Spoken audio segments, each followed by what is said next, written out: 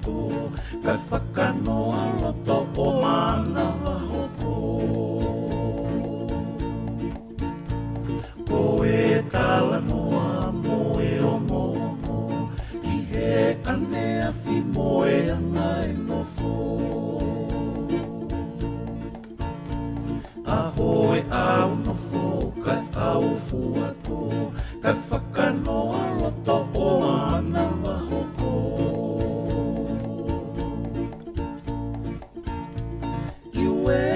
Iwe si oto makawhare, o malua ki tuku e kere si e nofoni, he koe whakamaunga unua ki e whonua, koe hanai e tatau, koe hahe te unga, he koe viso ne e ni kua tu umo unga. O iau he kere si mo e ta whenga monu, ko tau lo fuku vehi mohoto whereni. Pangai o e hau unua ki e whonua, tuku au he lo au whai ke tupu tupu a. Ko hai e rea tupu i pangai, o malu e fia fitai tō e la a. Hopa kani watangi mo e te iko, galanga e tokanga ke tau a ki loto, ka whelu tani e o whawhi o mo e merino. A whei tau la loa e pure alangi, ki he au no whapuri e te amanaki. Si whanga o taha ho ta whakamaunga, te ulau kau aki o kato e la a. He paenga e whawhai anga e la fo, pue mamamato a lau roa taha, koe whai anga ia o e te fie tangata, ue puke a fufura ta lau tau whonu, ue kolosi mo e whukalotu koe whakamaunga.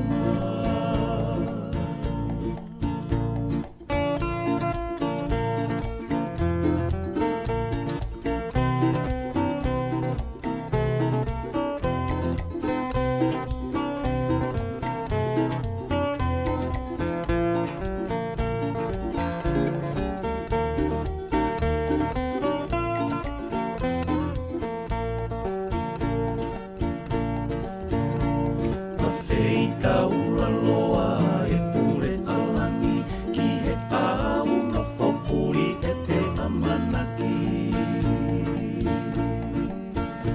Si whanga o taha ho ta whakamaunga, te ulau kau aki o kato e laka.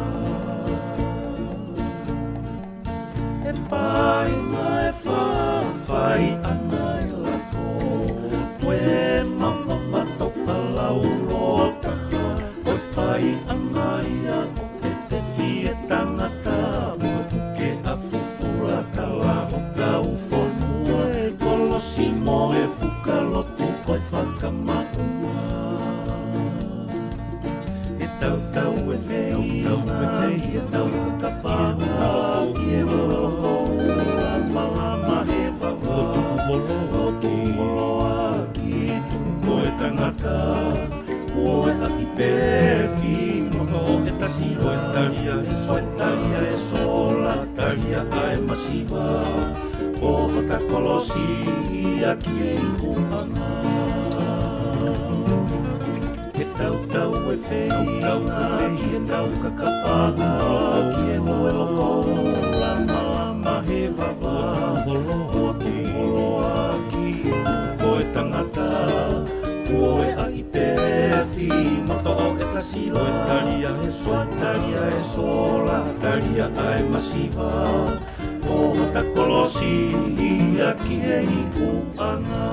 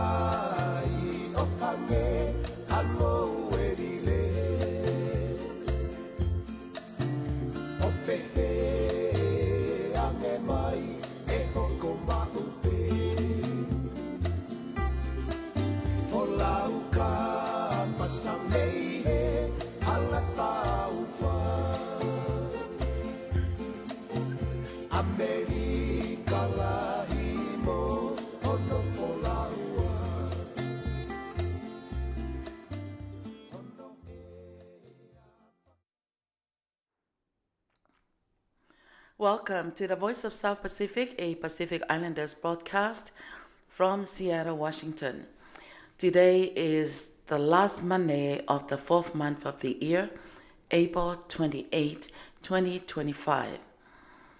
Malala malia ho eki ba malelea tonga kotoa, tawa o mai ki he aho koeni, ko e moni te wha osfokeni o e mahina hono wha o e ta ua noa wanima. Tau whawheta I pē koe ngā koe lawa ke tau ke whelonga ki e waho pē ngalu ea. And also the people that tuning in from United States, overseas and international.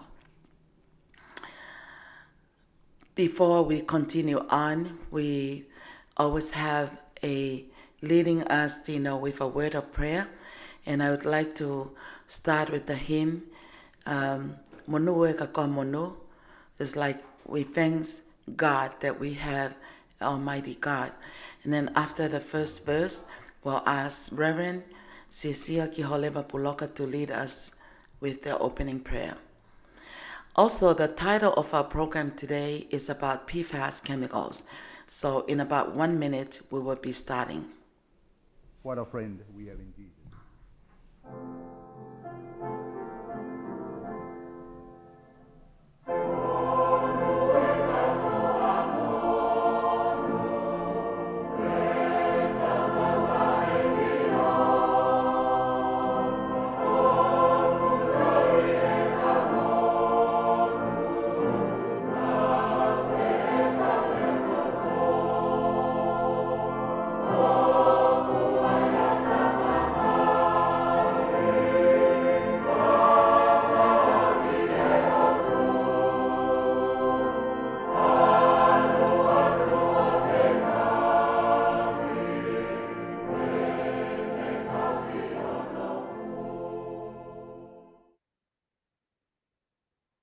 Of South Pacific, a Pacific Islanders broadcast, we'd like to ask Reverend Cecilia Kiholeva Puloka, please lead us with an opening prayer.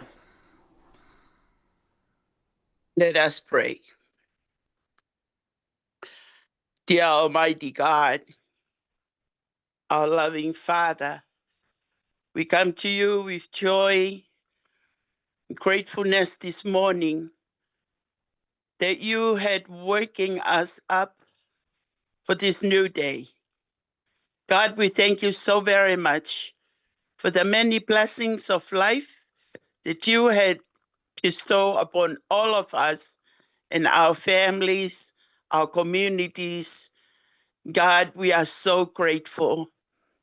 As we gather here today to learn from those who are given wisdom to help us, the community, about our health.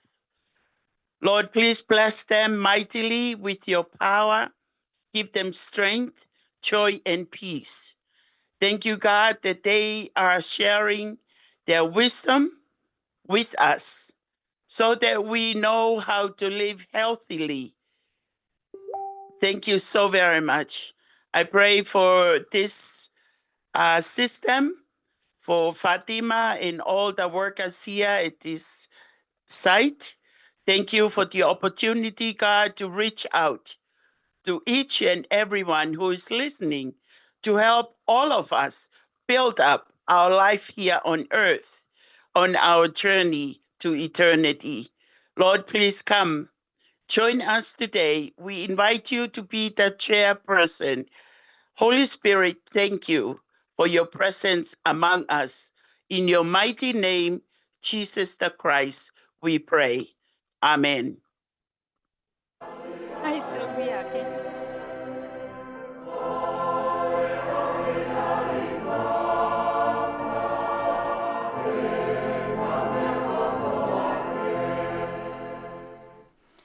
Thank you so much, Reverend Cecilia Kiholeva Puloka, for leading us, with a strength and energy prayer to start our program.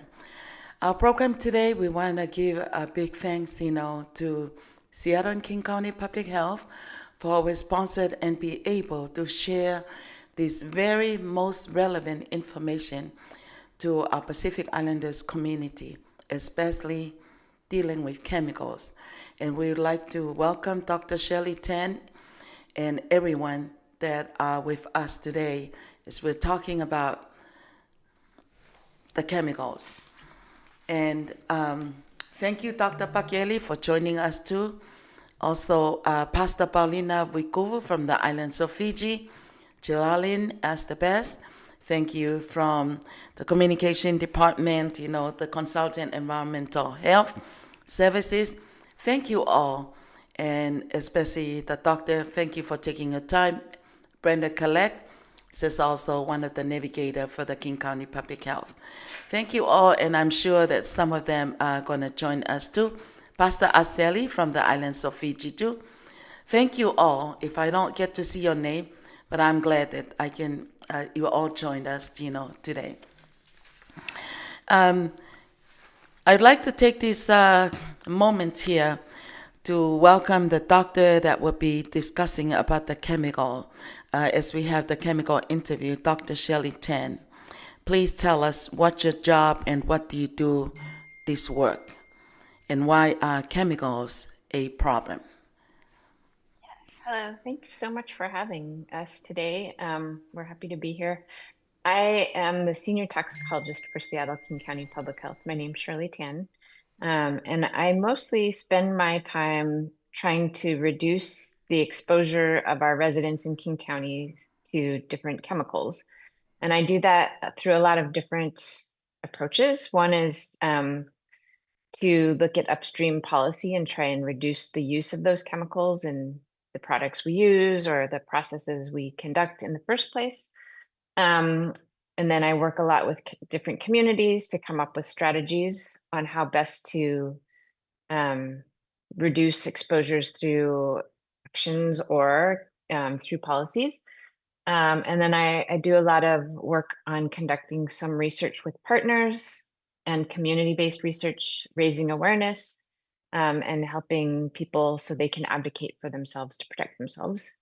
And then finally, I collaborate a lot with just partners all over the state on finding ways to develop interventions or policies to reduce exposures.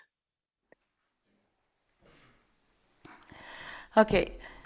Thank you, Dr. Shelley Tino, for clarifying this. And we do know that dealing with chemicals, we're not even aware it's in our surrounding. It's in the food, it's in the everything that we're dealing with, household, environmental, and everything. And I think this is a very great topic, to teach us well. And I would like, to introduce, Dr. Pakieli Havili Kaufusi. We always have like a weekly program, about health. And he knows our communities, our Pacific Islanders' cultural lifestyle and about food and everything. And so, Dr. Pakieli, I wanted to ask you to, give you this moment here.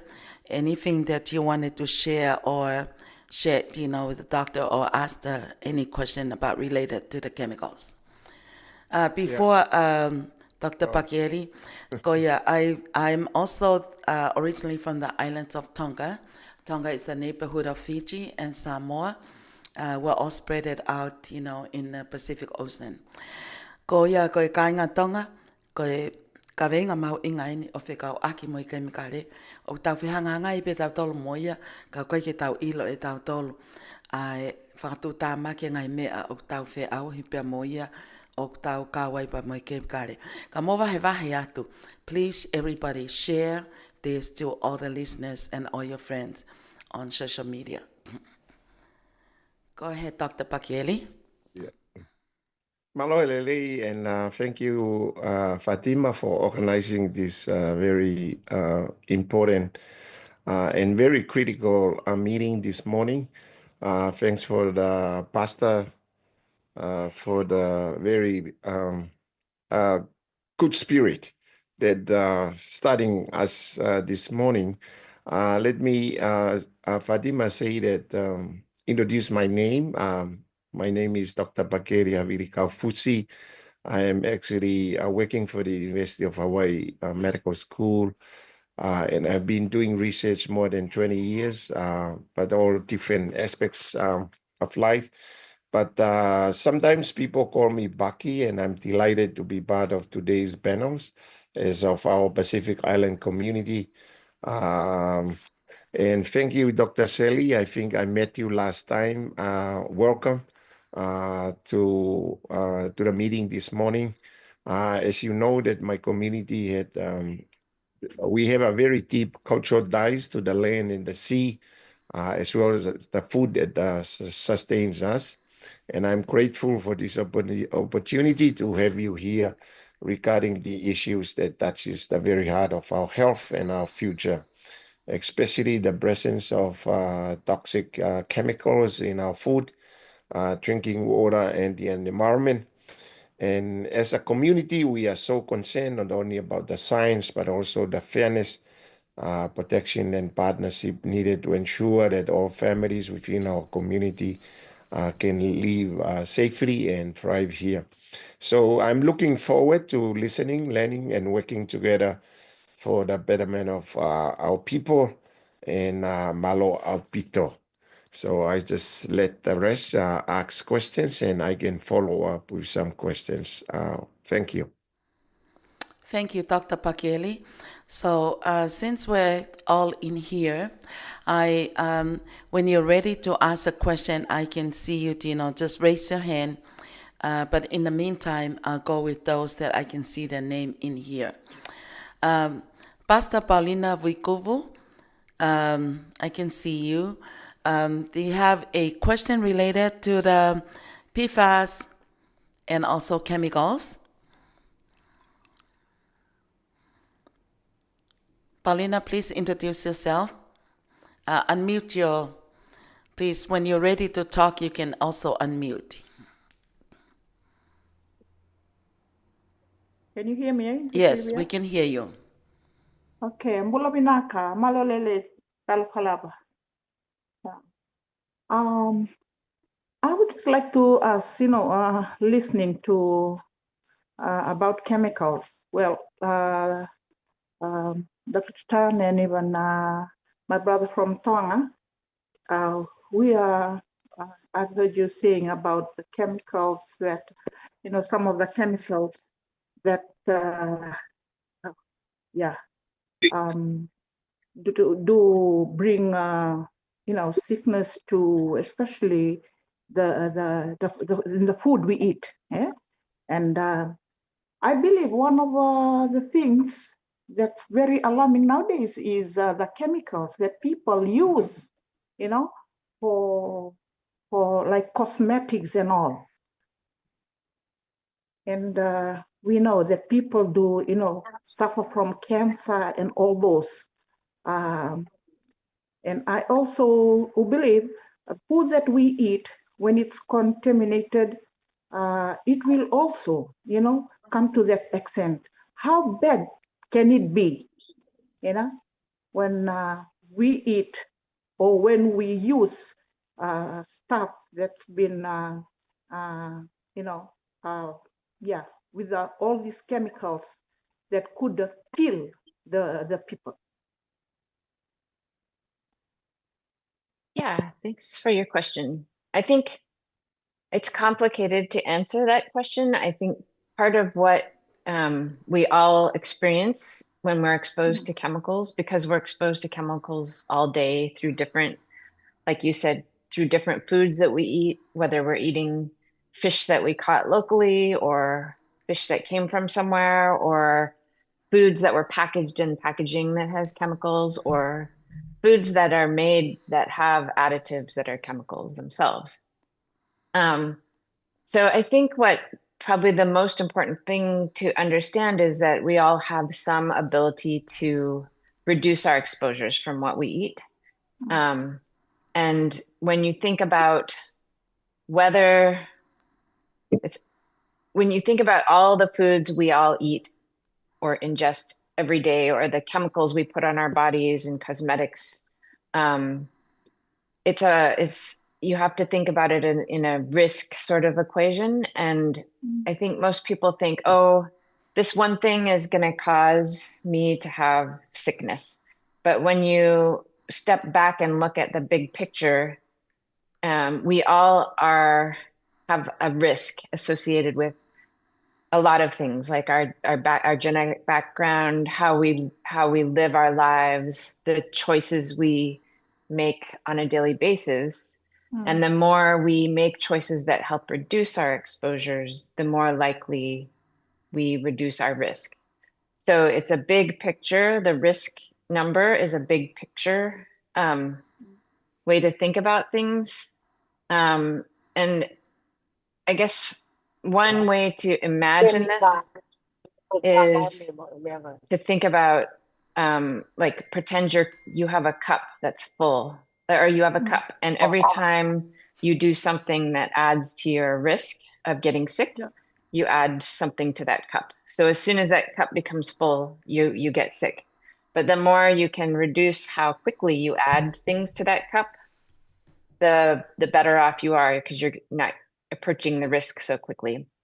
And then there's activities you can do to take things out of your cup so your risk goes down, such as going to the doctor and getting a physical every year, taking healthy actions to exercise, or have good social interactions with your friends and family so that you feel more relaxed.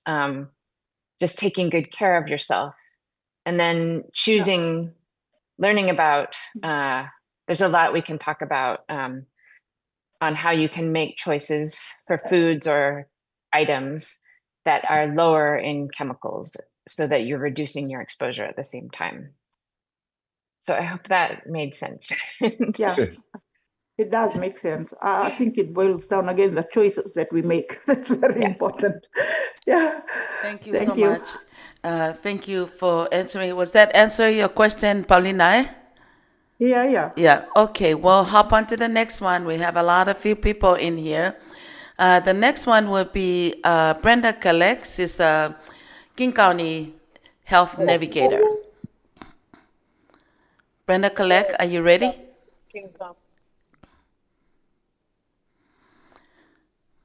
Okay. Good morning, everyone. Sorry, my camera cannot be up right now. My name is Brenda Kalik, and I'm from the Marshallese community.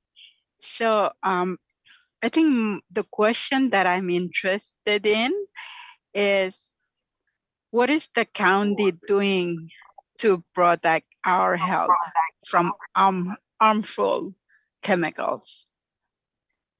That is an excellent question. And we are doing a lot.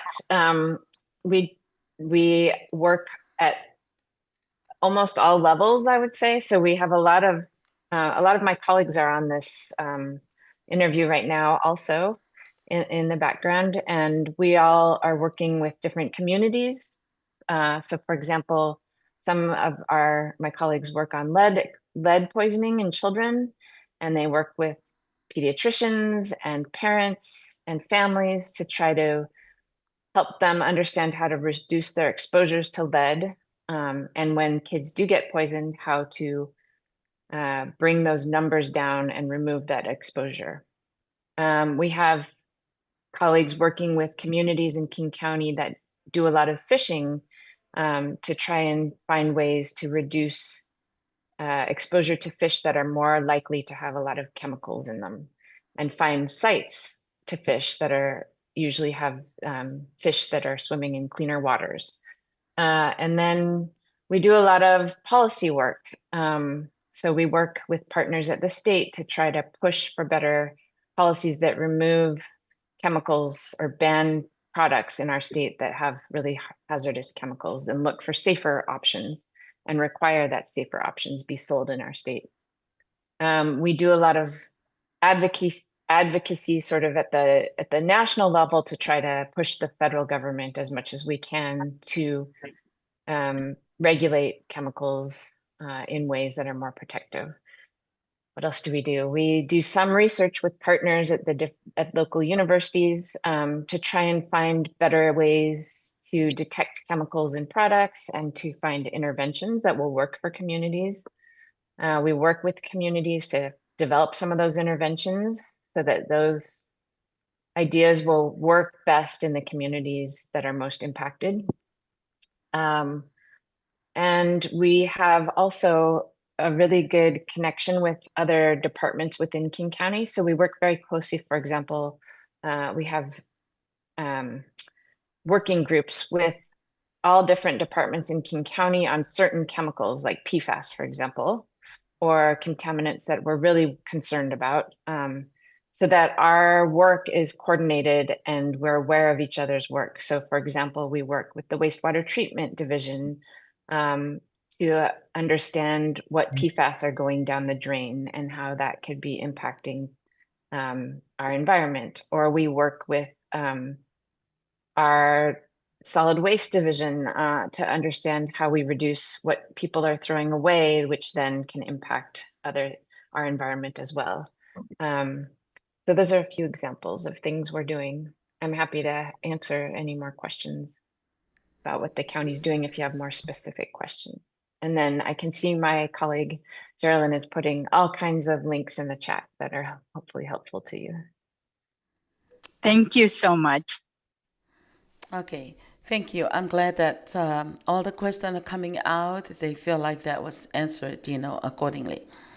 Okay, the next person that I have in line have Latu Huakau as one of the co-hosts, for our Voice of South Pacific program. Latu, are you ready?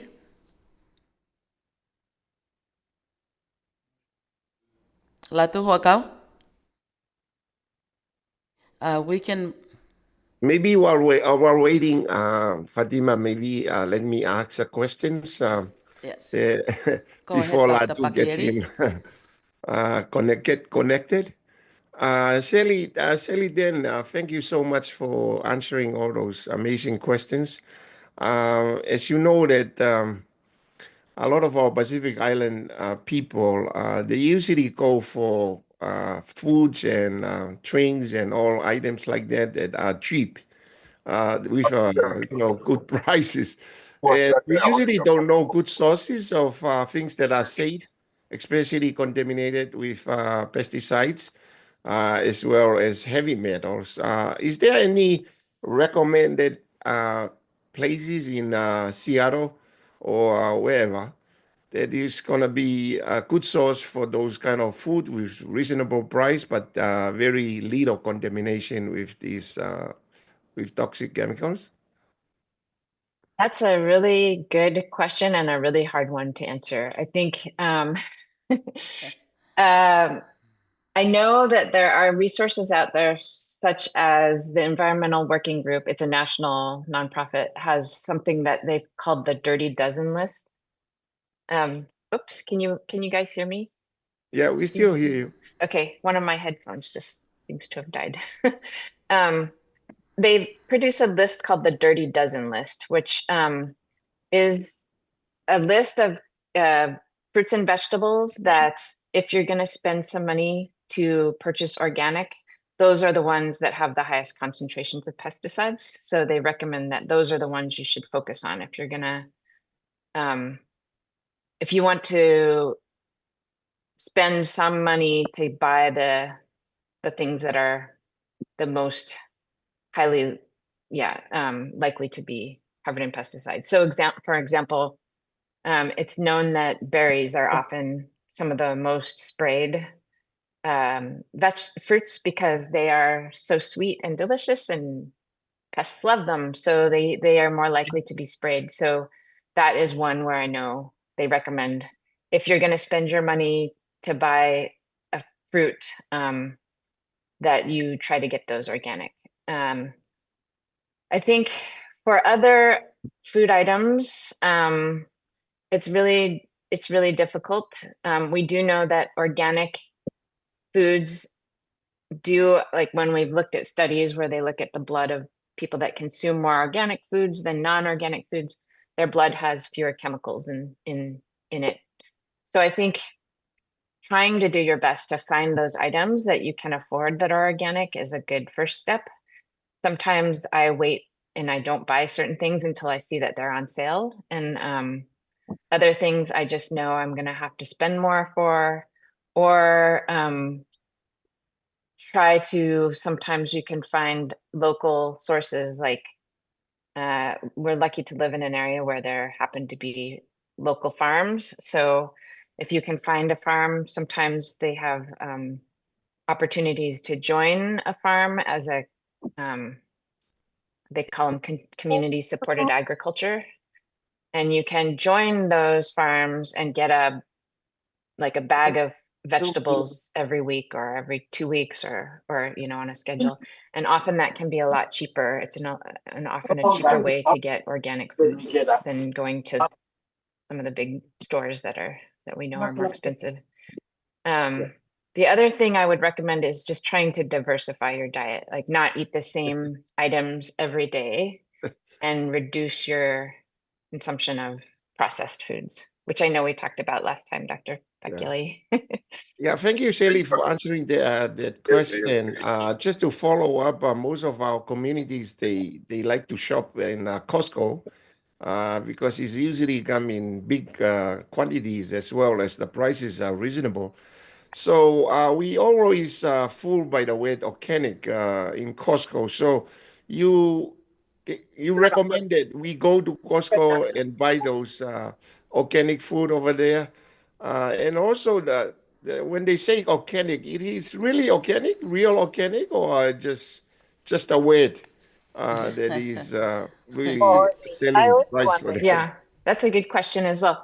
In the US, if it's organic, it should have the USDA organic symbol on it. If it has that symbol, it should be organic. And I get this question a lot. Like people say, well, how do we know that it's not contaminated with pesticides? Those organic fields have to be pesticide free for 5 years before they can be certified organic. And then they are tested not all the time. So it is possible that there could be some contamination at some point, but it's a lot less likely that you'll be exposed to pesticides from those foods than eating conventional conventional vegetables, which are sprayed with pesticides regularly. So, and I'm knowing from the studies that people that eat organic tend to have lower chemical levels in their blood. I think for the most part, organic is, as long as it has that symbol. Sometimes it has the European symbol on the product too, if it's an item that's sold in both the US and Europe, and it'll have a AB on it. That's the European symbol. And then just also, it's good to know that organic doesn't mean it's fully pesticide free. There are certain pesticides that can be used under the organic certification, but they're much, much fewer than the traditional conventional pesticide use in a conventional product. So still better. Thank you, Sally. Also, there are things that I know that our people don't really need. I mean, they cannot read the label, USDA and all those kind of stuff. Is there a color code that they use? I assume that in Costco they use the green color code for the vegetables and the uh, fruits that are organic, like you talked about. Is that true?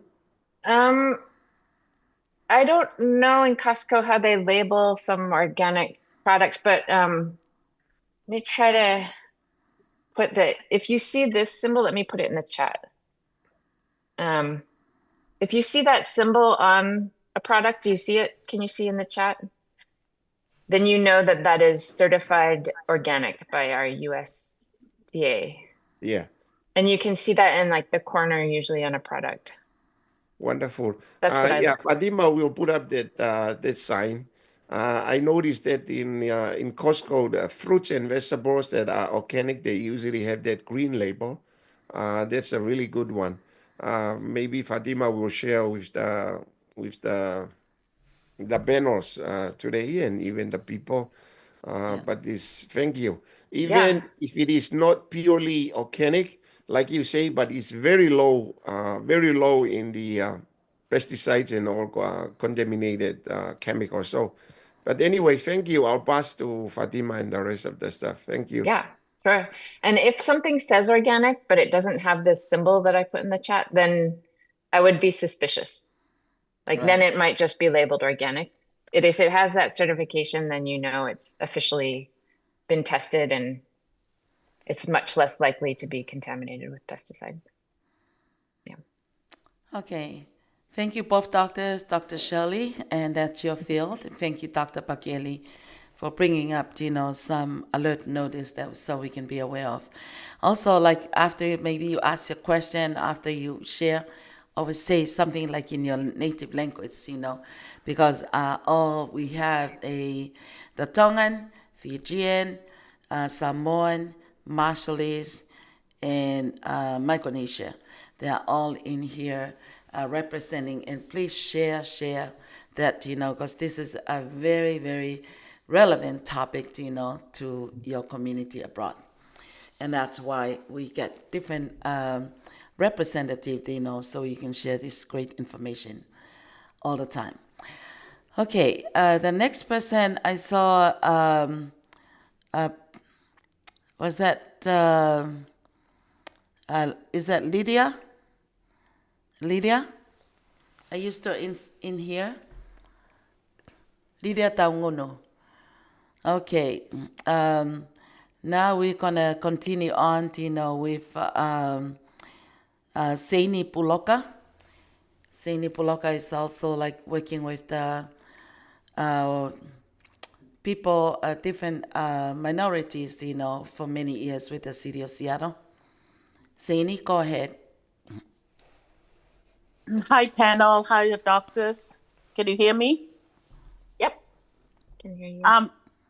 Very well, thank you. I know we have a list of questions, but first and foremost, in the top of our minds, including myself, is just the cost factor.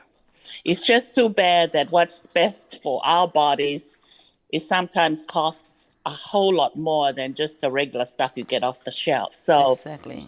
sort of related to Dr. Bakeli's earlier comments about the significance of having the organic or the organicness, that's my own word, of the food, but just the cost. And so yes, it's good to pass the word around, such as the Costco products that are helpful, and knowing that the cost and the that it's genuinely and sincerely organic. But cost is, especially these days, is a huge big factor in the shopping mind of the person who goes to buy the food. Yeah, I agree with you. I think that is a big issue. And that is where I think things like that dirty dozen list, where you can just prioritize what you want, what you think you should focus on if you're going to spend money on organic, and then not stress too much about it, because still it's much better to eat fresh vegetables, whether they're organic or not, than to eat no vegetables at all. So I definitely don't want people to feel so stressed that they aren't even eating vegetables just because they're not organic. I still would say, if you can eat vegetables, whether they're organic or not, it's a healthy choice. And then if you can prioritize certain things that have more pesticides and you can afford those, then that's even better if you can do it.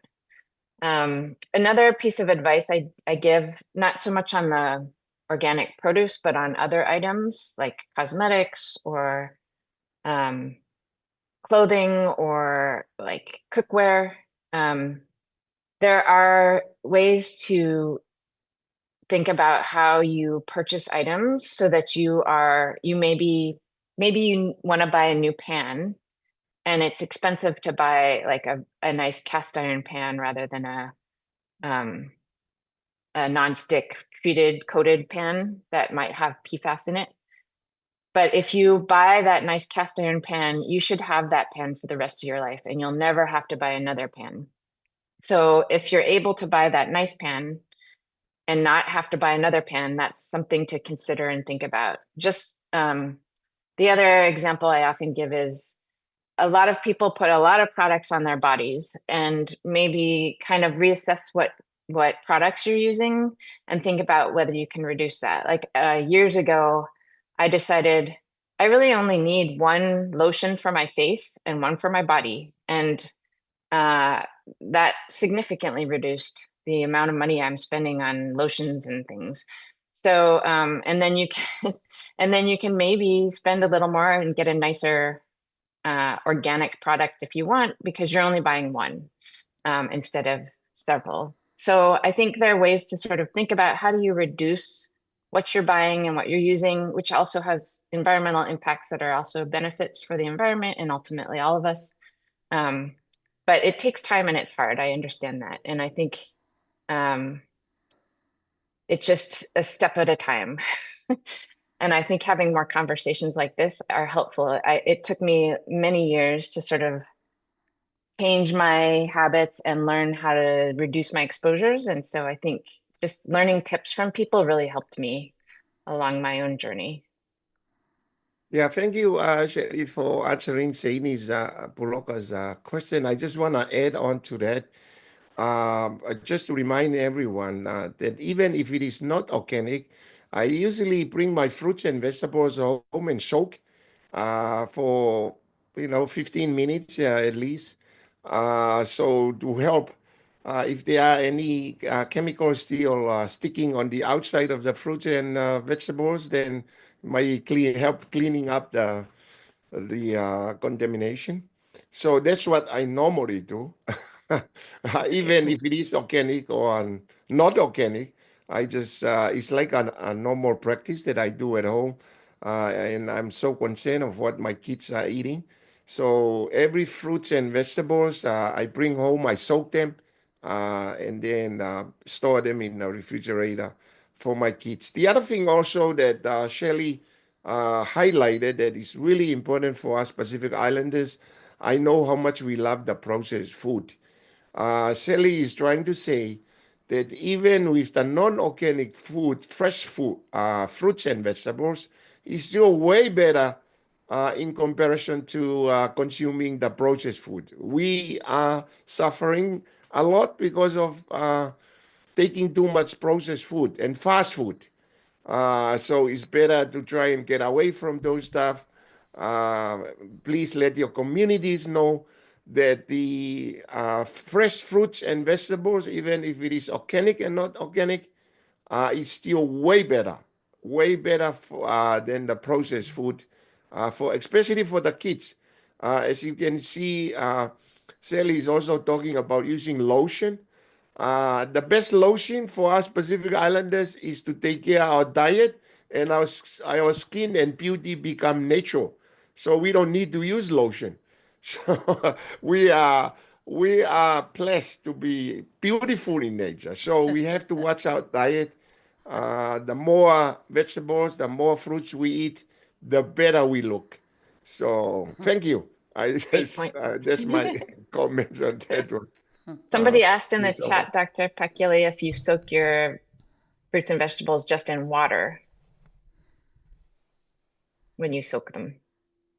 Oh yeah, that's right. I soaked in water.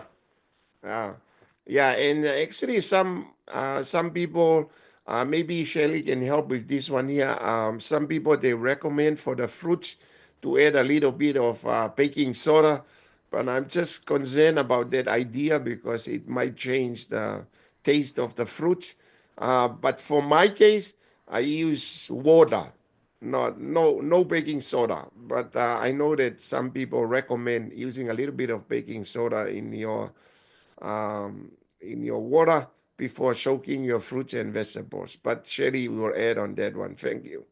Sometimes I use a little vinegar because it will kill, for example, with strawberries, it'll kill the bacteria so that they last a little longer. And I see in the chat, one of my colleagues said we recommend that you scrub them off, to get the dirt off.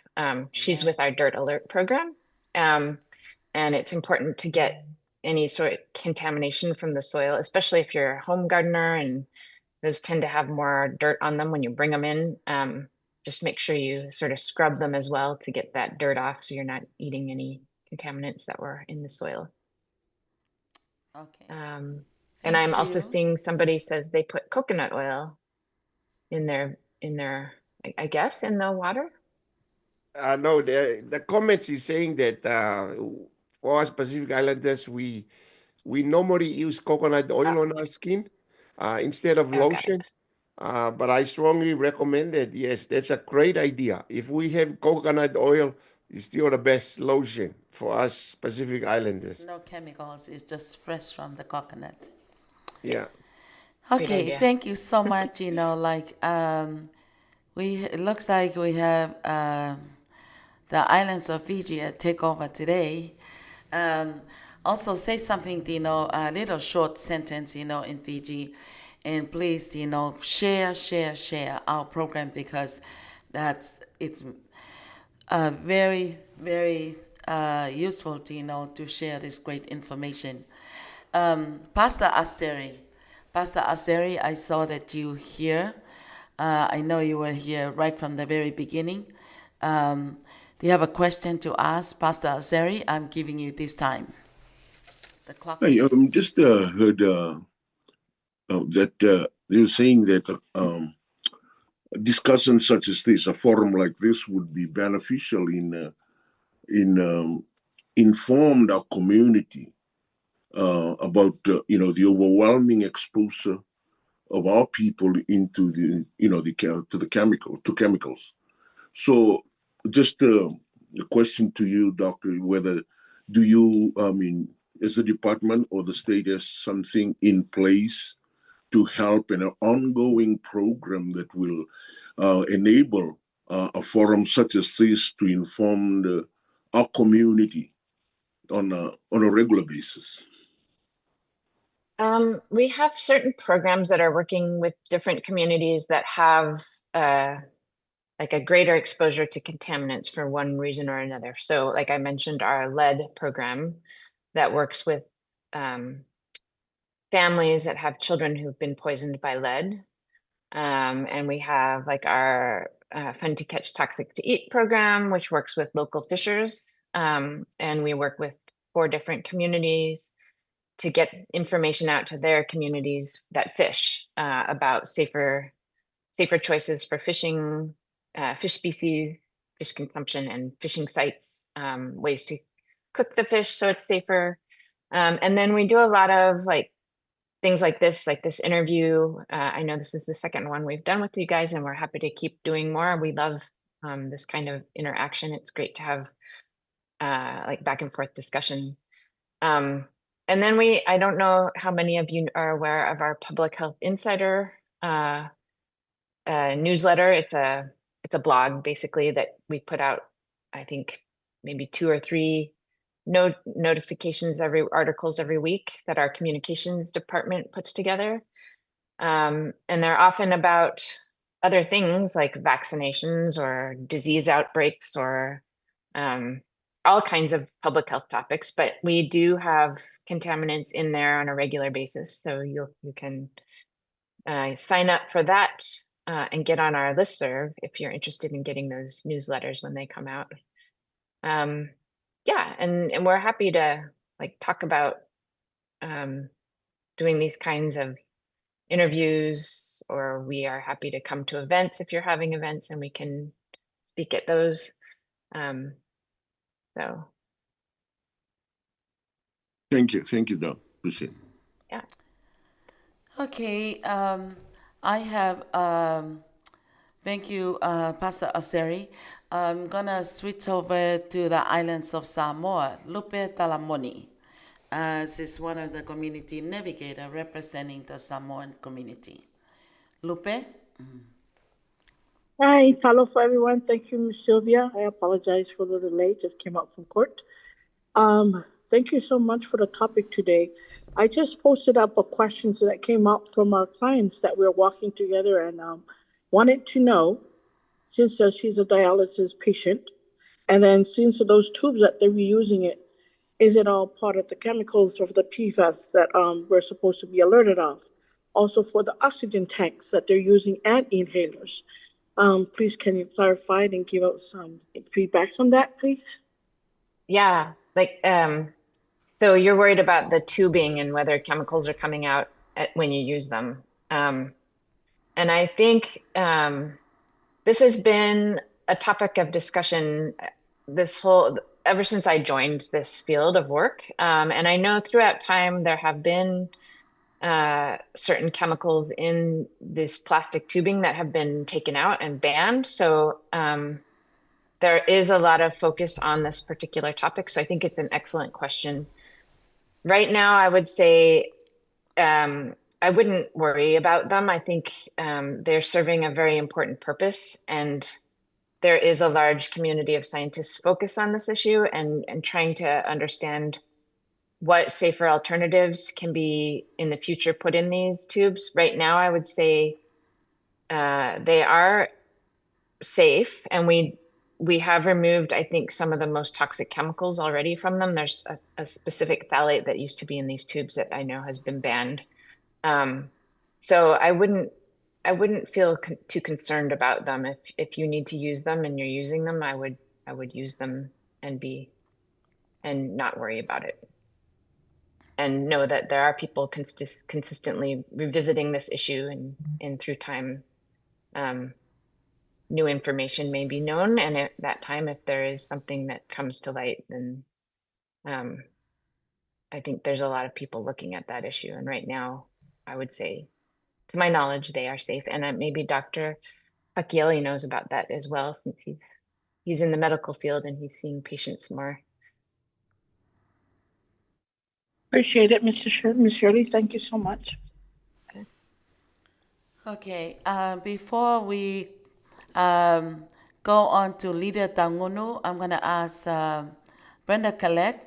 I know that she was raising her hand earlier, but Brenda, I know you probably have multiple questions because you're working directly with our PI community.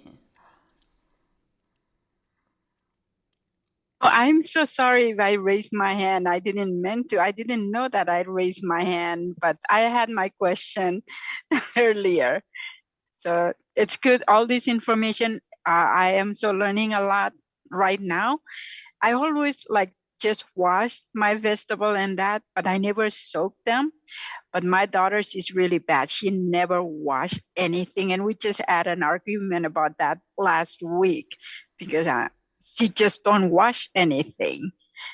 Yeah. So this is so good. I'm going to share this one with her. Okay. This one here, it's like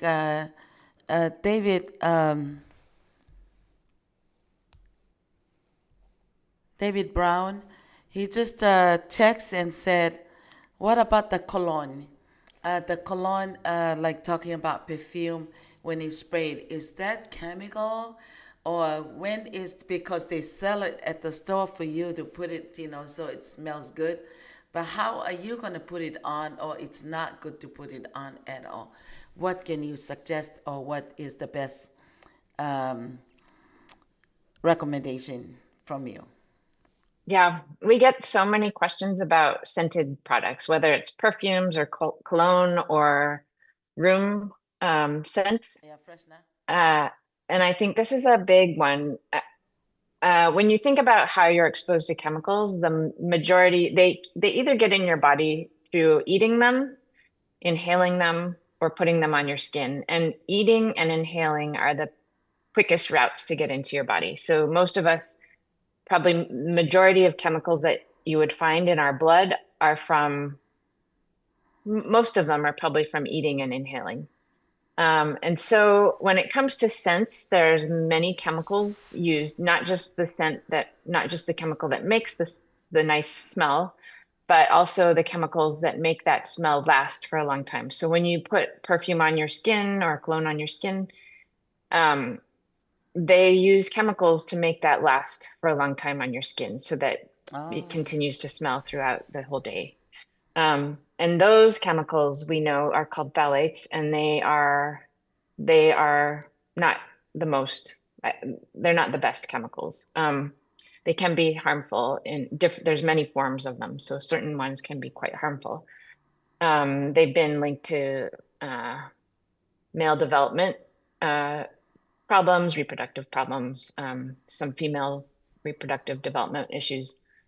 And so I usually try to recommend not using perfume if you can avoid it. The other issue with perfumes, and we see this a lot in school or with room scents, is that a lot of people are allergic to them. So if you're like in a school and your teacher's using like one of those plug-in things or spraying the classroom with scent, it can really irritate some kids that are allergic or asthmatic and can lead to some asthma or something called sensitization, where you become more and more sensitive as you're exposed to those chemicals and those smells. And then I know that a lot of people like to scent their homes. So there are ways to make your home smell better, like by putting a pot of like with cloves and cinnamon sticks in it and boiling that, and then the scent fills your home. I think the thing I try to recommend to people is when you're smelling something, it's because there's something that you're inhaling. And one of the things that I recommend in a home is to encourage people to ventilate, and whether it's through an air filter or if they live in a place where the air outside is fresh, open your doors and air out your house every day. It clears out a lot of those chemicals in the air, and it's better for you. You're not breathing in those chemicals. So I don't know if that answers your question completely, but I would not encourage scents, but I know people like them. So if you want to wear perfume or cologne, I would just limit to special occasions, or, when you're not every day, maybe if you can avoid it. Thank you so much. Did it answer your question? I think that is a great one, too, because when we spray anything, we know we're inhaling it, and it goes into our body. Just like maybe like the Clorox, when you clean the bathroom or clean the house, eh? So when you're cleaning, is it best to maybe wear like a mask or something? So you don't inhale like the Clorox and things like that. Yeah, I think wearing a mask can help protect you from particles. So like if you're emptying out your dryer lint thing and there's the dust coming up, it will protect you from that dust. It'll block that dust from entering the mask.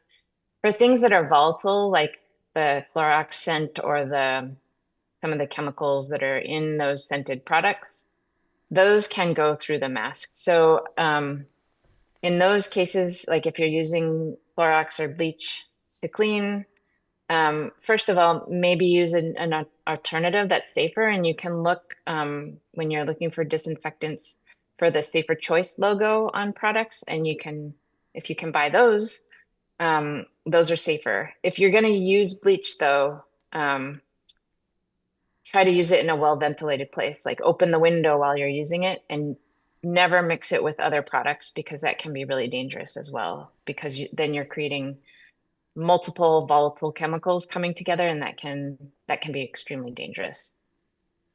Thank you so much for clarifying that, well, I think I have Lydia Tangunu from the islands of Fiji. Lydia, as we're getting close to 3 o'clock, I know there's a lot of people, but Lydia, go ahead and ask any question related to the chemical. Bula, everyone. Every day we are just taking a step together with whatever we have created and invented, which are all dangerous. Nothing beats the natures. Just a question with the issues after issues that we encounter every day. What has the state or the country is doing to at least protect our health? Yeah, great question. I can say at the state level, a lot has been done on chemicals. We are lucky to live in Washington. If you live in Washington and you're on this program, then you should know that our state has some really progressive legislation that is restricting the use of certain chemicals in products we buy. So there is, I think my colleague Geraldine put in the link about cosmetics. We have recently in our state passed a Safer Cosmetics Act, which will ban a long list of chemicals that are often harmful in cosmetics. So that that legislation was passed last year and should be phasing in soon. So we will be seeing those safer products in our state required moving forward after, I forget what date, I think 2027. We also have a legislation called Safer Products for Washington. And maybe Geraldine, I don't know if you can find the website for that, but if you just Google Safer Products for Washington, the website comes up, and it's a really amazing legislation that looks at toxic chemicals, 5 different chemical classes, so like PFAS or phthalates or bisphenols, every year, every 5 years. And they do a deep research on those chemicals and try to understand what products have the most amount of those chemicals in them that are sold in our state, and are there products that are made that don't use them or have safer chemicals in them. And then if they identify those, they restrict those chemicals in products in our state. So some really nice examples of this are with the PFAS chemicals. We've been able to require that food packaging not have PFAS in it. We've been phasing out at least food packaging that's fiber-based, so anything made out of plant material should not have PFAS in it anymore in our state. Another example is the Cosmetics Act also included PFAS. We've banned it from carpets and a whole list of other products. And then we have started phasing out PFAS or phthalates in certain products as well, bisphenols in can linings. So I think this legislation started in 2019 and it's moving along pretty quickly, but it's starting to knock a lot of those chemicals out of products that we are most concerned about. And I think they have some really nice information on their website. So we'll try, oh yeah, Geraldine put the link in there in the chat. So that state level, we're doing a lot. And we at the county level are really trying to contribute and help with that. So for example, we're working at the county level with our partners at University of Washington to develop a method to hopefully someday screen items with this mobile method and say, we believe this product has PFAS in it or not. So right now it's been really tricky for consumers to know, do I buy this product or not? Does it have PFAS or not? Because it's not labeled with PFAS or not, it's hard to know. So we're doing work like that to try and help identify which products can go through that legislative process and be restricted. And then at the county level, we do a lot of work with communities to come up with interventions that help reduce exposures despite the laws so that we can help people in the meantime, empower them so they can make their own choices, empower them so they can push on their legislators to change how things are done. Thank you, ma'am. Thank you so much.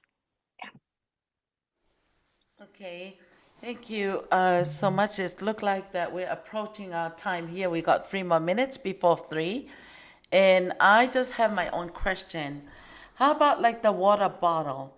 Do you know, with all the water bottle, do you know, is it safe or it's better to have like a filter, do you know, attached, you know, to your tap water? What do you recommend? I recommend drinking your tap water. Especially if you live in Seattle, you have some of the best water in the country. It comes from a really clean source and it should be really clean. It probably is cleaner than the water in bottled water that you buy. If you're nervous about it, then I would recommend you could get a filter. There's a lot of good filters on the market right now, and if you want more information on that, we can find a link for you and send it later. But the bottled water, especially if it's in plastic bottles, I would recommend just drinking your tap water. It's probably cleaner. It won't have the chemicals leaching out of the plastic. If you get if you want to take it somewhere, you can use a metal or a glass water bottle and just refill it. Now at the airport, for example, or other places around town, I know in my own office, they've installed those you can fill your water bottle with them. They're filters that, I don't know if you've seen them around, but there's a lot more options to just carry your own bottle now and fill it up when you're out and about. So. Okay, thank you so much, Gino. Just the last one, Gino, what about the one that say 9.5, which is Essentia? Do you think that it's safe, or I'll go by what you were saying, Gino? Go with the tap water as long as you have a filter attached. I don't understand. Is that the brand Essentia, or is it safe from chemicals, or it's just like any water bottle because it's in a plastic bottle? Yeah, I think anything that's in a plastic water bottle has the potential to have the chemicals leaching out from the plastic, or little micro pieces of plastic. I think their studies have shown that a lot of water bottles lead to little micro pieces of plastic that you're drinking. Then, thank you so much. I recommend. Thank you for clarifying that, because we have something. It's called the Genken water filter. It's attaching to a tap water.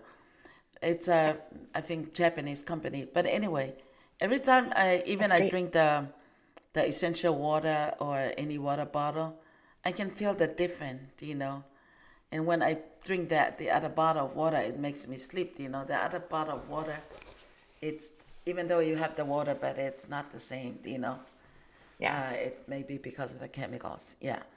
Thank you so much, And I see you have your team. Jolalin Estebes, do you have any question?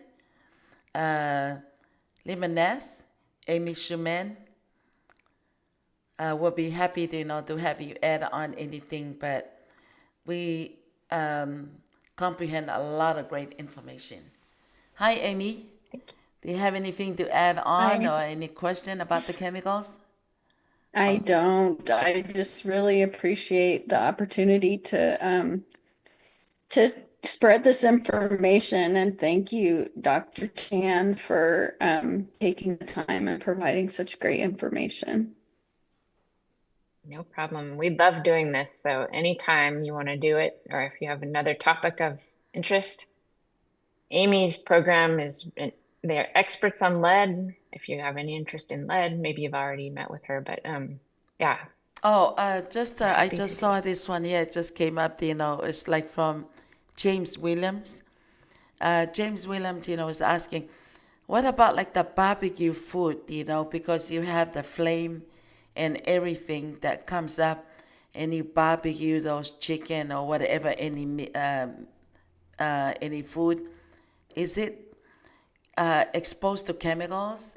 Please tell us. I see Dr. Pakieli's smiling. It creates a lot more what they call polyaromatic hydrocarbons, like when you're burning things. So if you eat barbecued food every day or a lot, I would worry more. I think it's okay every once in a while, but I wouldn't recommend it for every meal. Dr. Pakieli, do you have other? It can contribute to a higher risk of getting cancer. Oh, I see. If you do it a lot. Yeah, we see a lot of our people affected, Dr. Pakieli? Oh, yeah, thank you, Fatima. I see our time is almost over. Maybe I take this opportunity to thank everyone and thank Shelley for the great answers for all the questions. I should warn everyone not to be. It's good to be concerned about the chemicals. There are a lot of things that surrounds us that we have no control of. The point is that whatever we can take control of, we should do to minimize exposure. The main thing is actually like Sherry and I do support it. If you cut down your processed food, that's what you can control. A lot of environmental stuff you cannot really have much control. Shelley and his team are working hard on trying to fight at the higher level to try and minimize exposure. But most times is we should be able to control what we can able to control. We have control over the food we eat, the drink we drinks. Also, to add on the water for most our Pacific Islanders, especially construction workers, please do not leave your bottle of waters in your car, because when you have the contaminants in water is actually worse when it's heated up, when it's exposed to heat. So it's important not to forget your bottle of water in the car.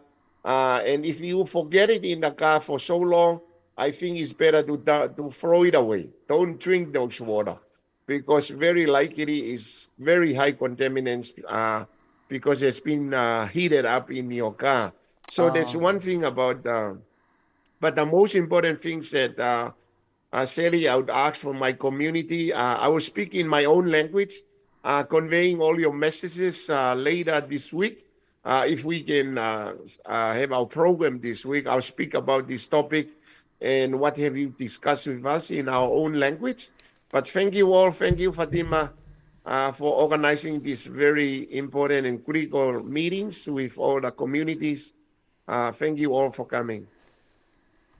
Thank you, everyone. And before we even finish up, I would like to take those folks that are still here just to say, hape ki me aki whele tape wa whamalo pe ke toke tā in yeah. Ki malo lele pepe ospa hoko atu o pula vinaka ki he toke tā pe oskoya, and then just say thanks. Okay, we start from Saini. Saini?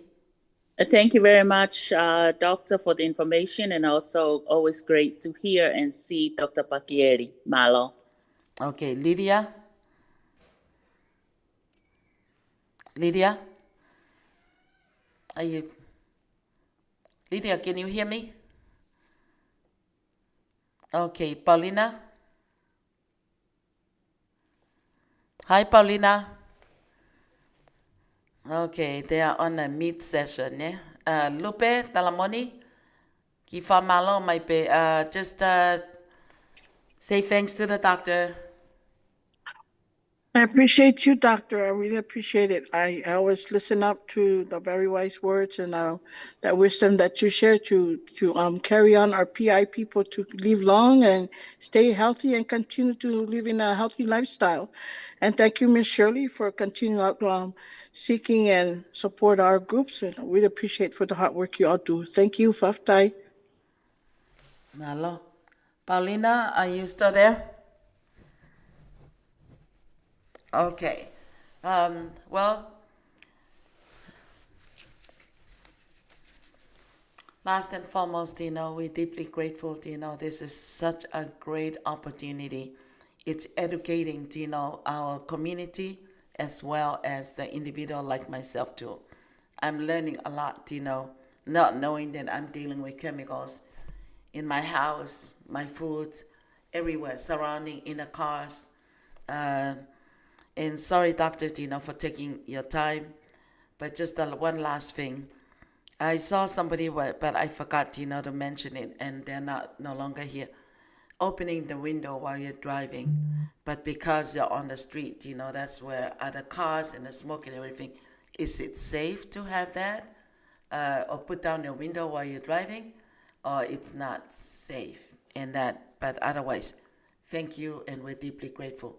Thank you, Geraldine, as the best, for organizing this and putting us together, and Amy and Limonest, Thank you all. Thank you so much. I think I will say it is safe to have your window open unless you smell a lot of pollution. But thank you so much for your time. We're always happy to come back if you want at any point, and I enjoy all of your questions. They really help us actually understand what the community is interested in. So thank you. Yes. Thank you again, Tino, from Voice of South Pacific, Tino, and we're always grateful, Tino, to have you at any time because this topic is an ongoing, and there's every time that you come on and share this, there's people are learning from it. Even myself, I learned something from the last program, and I thought I know it all, but now I'm learning more, about this and that. Even like putting down the window, even like trying to drink from the water tap than the bottled water, and it's educating us, so we can continue on a healthier lifestyle. Thank you so much. Thank you. Have a good Yeah. afternoon. Yeah.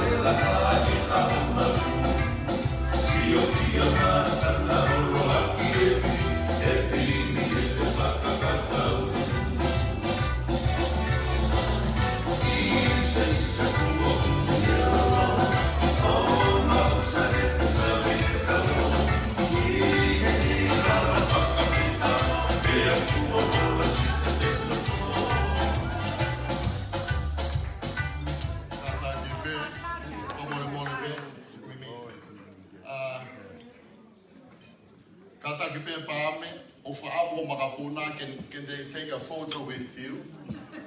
Since now you walk faster than most of them, so you can do it.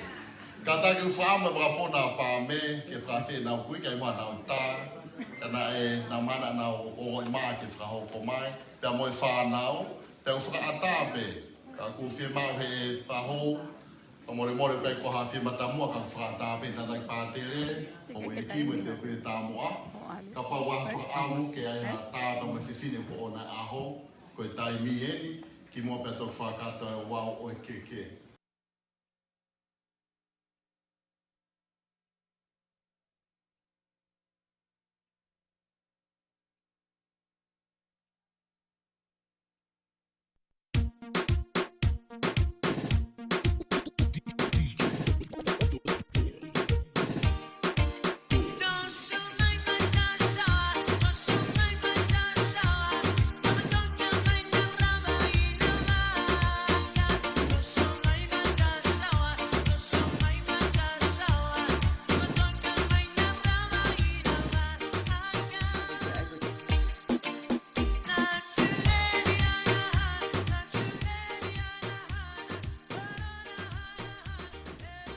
Hello, everyone. We're about to celebrate, art at King Street Station. We're putting out the address right there on the screen. Start at 5:30 p.m. to 8:30 p.m. This is the art and craft, in our culture, presenting from Tonga to Seattle. And because of the first pioneer to the Emerald City, Sina Aloita Funa Tupo Snyder. Ai ko Sina na iai ne whanau ai ko tahai ni o e kakai na nau si kamata I mai ai tataki ko ia nofo ko ia ai wahingani. Pea na iai pepa mo kone mama o atu. Pea na iai pea mono ofefine lahi ai ko kalalaine ala ki hifo puloka moi moi. O whiwhine o Sina pia mo William Haloti puloka. Pia ko ala na e maungawe mo ia ki city of Seattle, and she create a pathway and giving a great opportunity here in the city of Seattle for all our Tongans and the upcoming generation to create better and opportunities. Just like my father-in-law, my oldest brother, and also my husband, all retired from the city of Seattle. And our youngest daughter also currently working for the city of Seattle also. And many, many families, almost every household here in Seattle. I'm not just saying, this, but I think this is the only city throughout here in the United States that has the most employed Tongans, in the government, in Seattle, because Allah was the one that opened up the door and created a pathway and allowed the Tongan people. And now she's gone, she's resting in eternal peace. But everybody have to continue on, and they have the connection to give a great opportunity, to their children and grandchildren. And so we're so thankful that Seattle has the great opportunity and blessing our Tongan community here in Seattle. So those art craft, it's a cultural present from Tonga to Seattle, and it will be leading by Benedicta Kongaika. They're doing this in Panuve. It will be on May 1st, Arts in King Street Station. And also our radio engineer, Davita Heffa, will be also playing some music, Islanders music, and to have everyone enjoy. It will be the Art at King Street Station. Just like I said, the address is right there. And I think Reverend Sisia Kiholeva Puloka will lead us with the word of prayer. Start at 5:30 p.m. to 8:30 p.m. So prepared. May 1st is this coming Thursday of this week. I got me ulaki fa fe at ki motol. Kai nga tonga mo me ange pe ko hai pe ta. mo fe oange tau kaufataha e whakailonga i ai ngahi ngai whakamea a ka uma ngai tā wari ka uma ngai kupesi whakafoofa koe ni o tuku atu i he ata e whaari ari ai me a ulaki pe koe to asila pe na koe tolu noa tolu South Jackson Street. Tolu noa tolu South Jackson Street, it will be i he top floor. Pe koe 5:30 p.m. to 8:30 p.m. Arts at King Street Station. Ia koe King Street Station, aina pe ko wofi mai koe ke Lumenfield, aina koe aina kona kui ai kona ai ngau e ke kona koe he Seahawks Stadium, ko Seahawks Stadium kona aina pe ko CenturyLink, aina wofi apito mai pe ke King Street Station, but otherwise ko tua sila pe na mautuku atu, koe fiafi tua preluluia, ni mato noa ke valu tonoa. Pea koe ia kumautuku atia, pea na e lava lelei foki, pea mo e whailonga i o e aho tau walngofulu o Pame Kolo Matangi, ko nea o sia e tau walngofulu, e tō lahi au pito ai family na whakahoko foke Hyatt Regency. Taim ka tau pēna si lava foki pea mo e ki i tau taha i pe ai o e ki i Talavo ko Polikarepo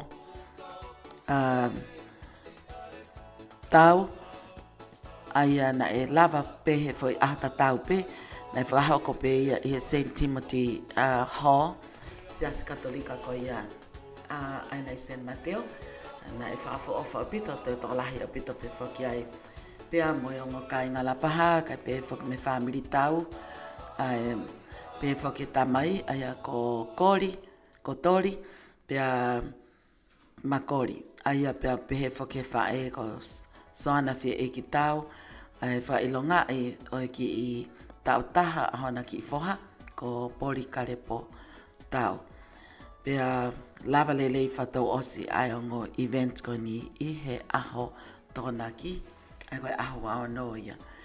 Pea ko ia o ku osi pe koe ni e toi tuku atu he ni ai whanonong ke tau mea whakaeki ko ia o ku hanga mai ko ia mei mua.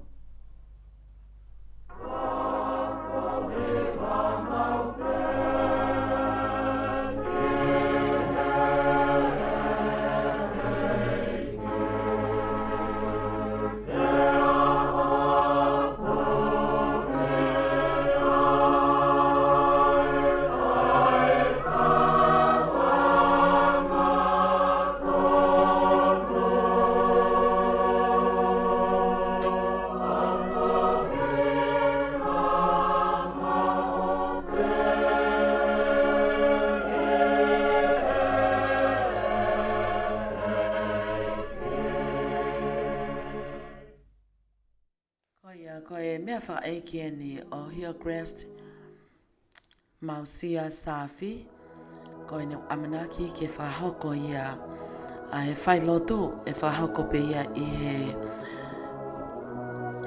a taunoa ko ia o Epeleri aia me taimi koe aho prelulu ia o i wikeni kamata pe me taimi ono ke taimi hongo fulu. Pe whahoko lewa aho no a po whahauko ia i me ahoua, aia e kamata pe ia me taimi ono, lele pe a po ke aho. Whahauko pe ia he Trinity Community Church, aina i Kent. Pea, koe ngai whai lotu, e whahauko pe ia i he apsias ko ia siasi, tonga tau ataina, tawhitu no ono, South East Urban Black Diamond Road. Aia koe whai pe ai whai lotu i o nau api CRC. Ka koe a po ko ia me awhaka eiki o Hillcrest Akanesi Mausia Safi e whakahoko ia i he whare lotu ko ia koe Trinity Community Church o kuanga maheni pe ki ai ka inga tonga tolahi whai anga mea pe ai community tonga i time lahi. Aia koe tua sila pe na kumautuku atu koe tolvau no fitu Reed Road, i Kent, Washington, Hivavalu, Noa Tolua. Ko tatau mai ai o whiwhine, ko i waifi, ko i hoa o whaanga, pia ko i wha pia ko i whanau tama, ai whaiwhekau, sitaleki, mausia, ka umaa a melepine, tui whangaloka, mausia. Ko i taha ino e na whanau o whaanga, ko i tahine whawhanga lelei, pia whawhanga whaafo mau pe taim kotoa, mo whawhanga marimari. Ka kone whoki ki api o ne malo loki ai. Pia fia pe kwa ke hano, ai family, na whai pe o nau lelei taha, ko i ngā koi whakamawai, pia moe o whiwhine, ka koi o whaanga. Pia o kia e ki i whanau, kai o maa e hoa o whaanga, ko mata whea, mahoni, safi. Ko e mau o whalahi atu, pia mo e whakahau kata pe ke kāinga tonga kotoa pe, e tau kau whataha pe. E kau ngā loto pe mono whakai ke heka, o e mea whaeiki, o e toka tahani. Ko ne whoki ki api o malolo ki ai. In loving memory of Hillcrest Akanesi Mausia Safi.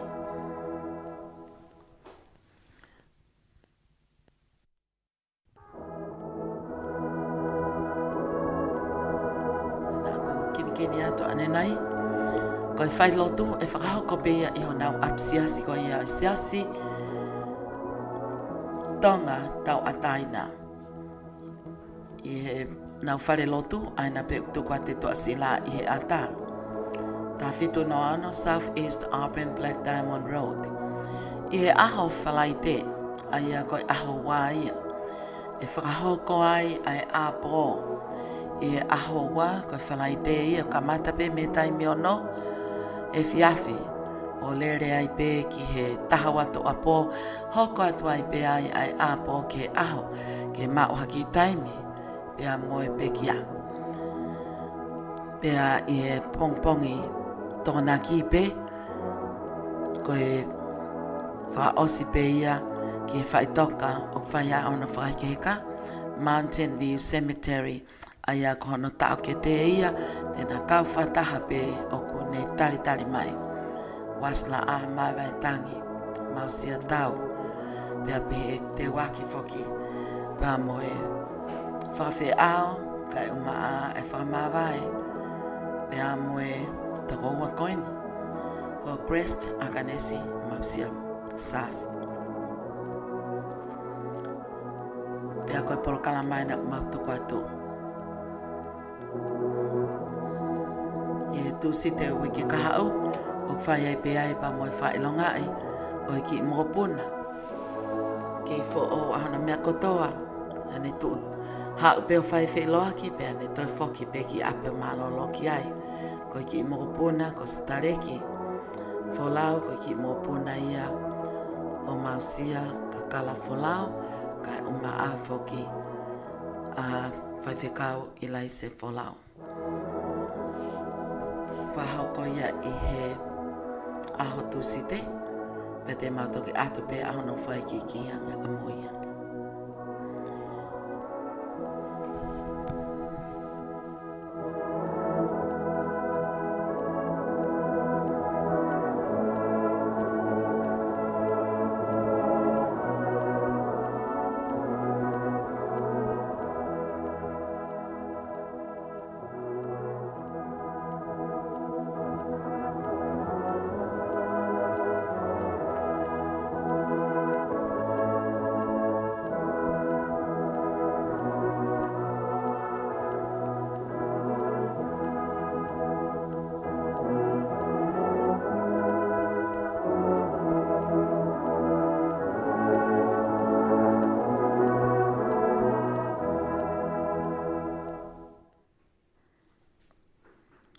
Whamalo atu ka ki moto ko tapena tau kau e whakat he polokalama me kamata ngā o umai ke whaosinga.